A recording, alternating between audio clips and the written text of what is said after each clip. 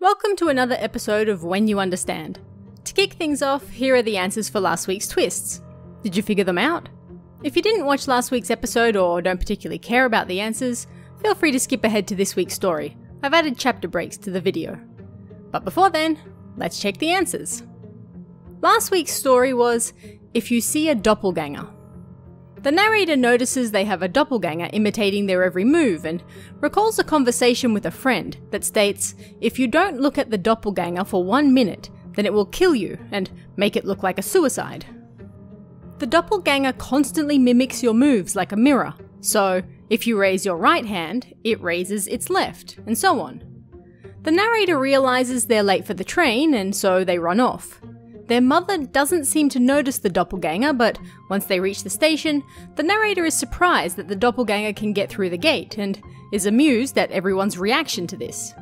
The train is only 1 minute away, and the story ends with the narrator remarking that they'll think about it more at school as the train's brakes start to sound.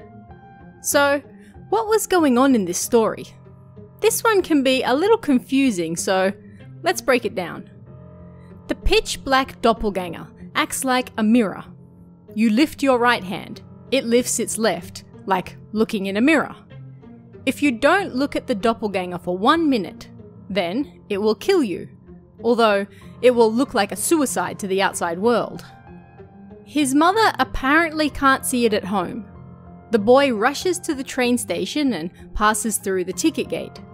These gates only allow you in one way, and he remarks how the doppelganger has the same personal items as him and passes through.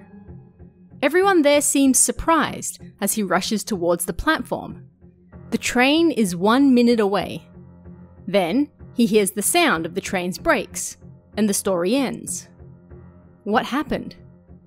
He didn't look at the doppelganger for a minute, presumably on his way to the station, which is why the doppelganger was able to walk through the gates without mirroring him, and why everyone was surprised. Because they could see him. And with the train coming in, the doppelganger was just about to push him in front of it and make it look like an accident, and then take his place. So, how did you fare with this one? Did you manage to guess the answer? Let me know how you did in the comments below. And now, without further ado, let's head into this week's first story. This one's called Cursed Abandoned Building. My friend loves visiting ghost spots and often takes me along with him. I don't know how he found it, but today he took me to visit some old building I'd never heard of before. "This place feels haunted, don't you think?" he said. "Nah, there's no way," I replied. We chatted about this and that as we made our way inside.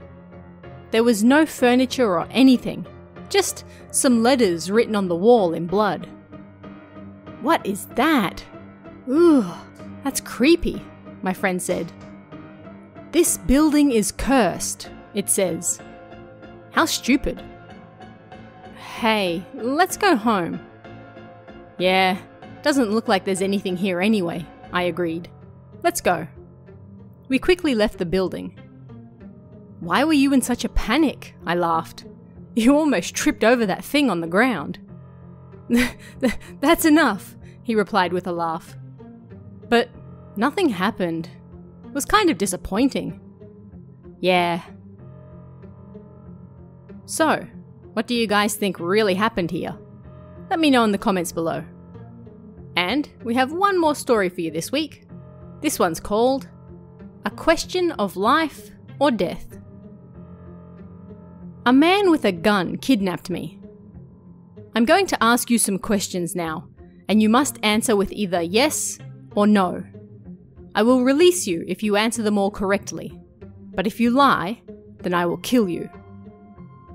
I answered his questions for a while, but it was his last one that made me understand everything. Are you going to be alive in 1 minute's time? So, what do you think really happened in this week's stories? Leave your answers in the comments below, and then tune in again next week to find out. Until then, stay safe guys, and I'll see you again next time.